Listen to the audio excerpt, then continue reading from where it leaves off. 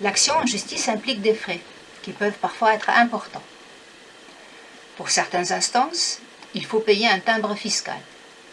Souvent, le sujet de droit a recours à un avocat. Cela peut même être obligatoire. Il faut être sûr que les actes de procédure parviennent à la partie adverse.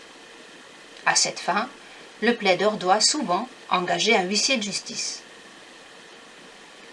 Parfois, une expertise judiciaire est nécessaire. Ces frais doivent, a priori, être payés par le plaideur qui demande l'expertise pour prouver, par exemple, le montant de son préjudice. Si, pour reprendre l'exemple, l'indemnisation que vous demandez est d'un faible montant, vous pourriez hésiter à engager un procès. Les frais de justice pourraient être plus élevés que l'objet du litige. Question: le procès peut-il, pour autant, être rentable pour vous? Vous savez peut-être qu'en général, le perdant doit supporter une partie des frais de justice du gagnant. Il faut distinguer. Le montant de certains frais de justice est fixé de façon neutre. Le coût du timbre fiscal est fixé par le règlement. La rémunération de l'huissier de justice est, elle aussi, le plus souvent réglementaire. Celle de l'expert est fixée par le juge. En ce qui concerne ces frais-là, fixés de façon neutre, le perdant devra entièrement les supporter. D'autres frais ne sont pas indépendants de la volonté d'un plaideur.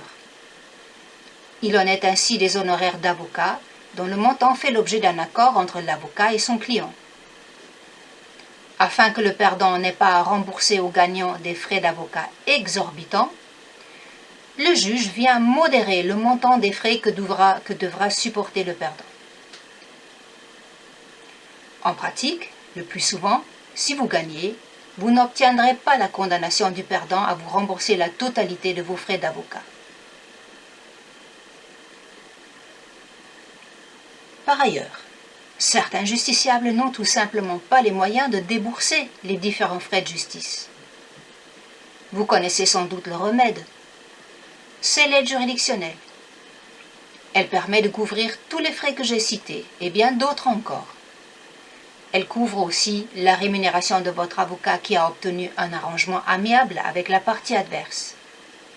Et elle couvre aussi tous les frais d'huissier de justice pour exécuter le jugement, au cas où vous obtenez un jugement favorable et que le perdant est récalcitrant pour l'exécuter. L'huissier de justice procédera pour votre compte à une saisie, par exemple. L'aide juridictionnelle n'est pas réservée aux personnes qui prennent l'initiative d'une action en justice. Elle peut bénéficier indifféremment aux demandeurs ou aux défendeurs. Les critères pour l'obtenir sont les suivants. Votre action ne doit pas être fantaisiste. Elle doit présenter un minimum de sérieux.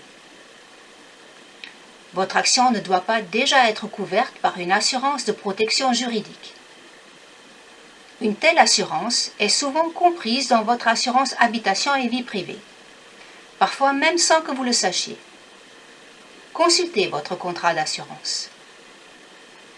L'assurance de protection juridique prend en charge, totalement ou partiellement, un certain nombre de frais de justice et ne vous empêche pas de choisir librement votre avocat.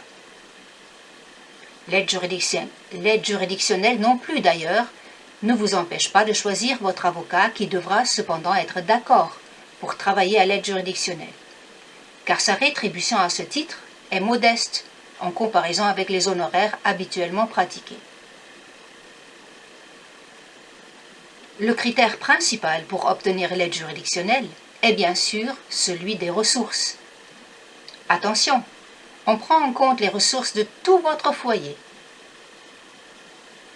Vous pouvez consulter les conditions financières exactes sur le site internet servicepublic.fr ou bien utiliser le simulateur mis à votre disposition par le site www.justice.fr. Pour vous donner quand même un repère, d'ores et déjà, si les ressources de votre foyer correspondent à un SMIC, vous aurez, en tout état de cause, droit à l'aide juridictionnelle.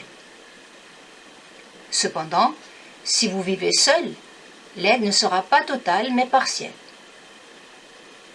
Mais attention, même si vous avez droit à l'aide juridictionnelle totale, n'agissez pas à la légère.